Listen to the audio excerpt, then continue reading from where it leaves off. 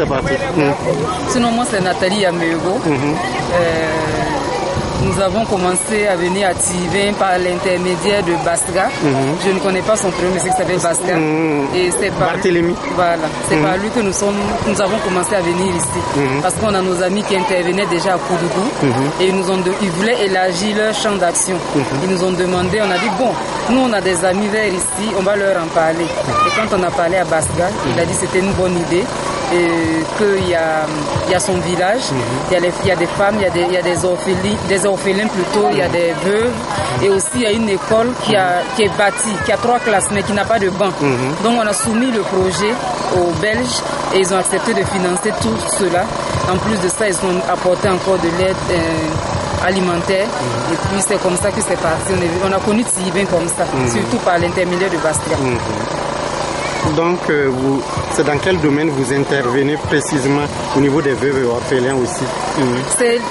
On intervient sur plusieurs domaines, notamment au niveau des orphelins, c'est surtout par rapport à l'éducation, l'achat des fournitures pour permettre aux orphelins de travailler dans des conditions acceptables, leur permettre d'avoir toutes les fournitures, de prendre les leçons normalement, et puis aussi au niveau alimentaire, parce que quand ils viennent travailler, ils viennent étudier le ventre cri famine, c'est pas aussi facile que ça.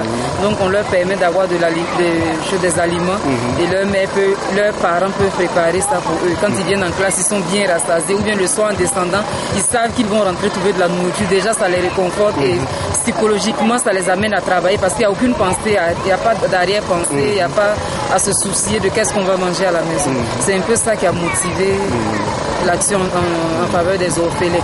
On s'est rendu compte qu'au niveau des veuves aussi, c'est pas facile.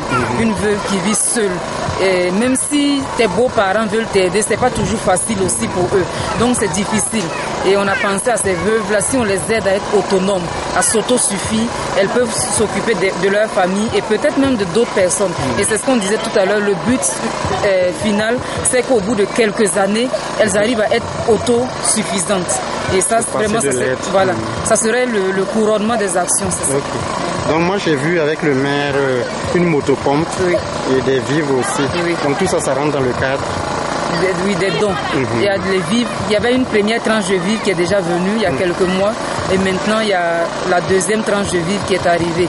Il y a aussi la motopompe pour permettre, parce que beaucoup de femmes font de la maraîchère-culture et comme souvent en saison sèche l'eau s'éloigne, elles ont exprimé le besoin d'avoir une motopompe et ils ont financé cela aussi pour permettre aux femmes d'avoir de l'eau à proximité de leur champ et puis faire de l'irrigation. Parce que je vois qu'elles font beaucoup de choux, d'oignons, beaucoup de légumes. Voilà, c'est pour les aider à travailler. Parce qu'elles ont dit que la motopompe qu'elles ont ne travaille pas bien. Merci.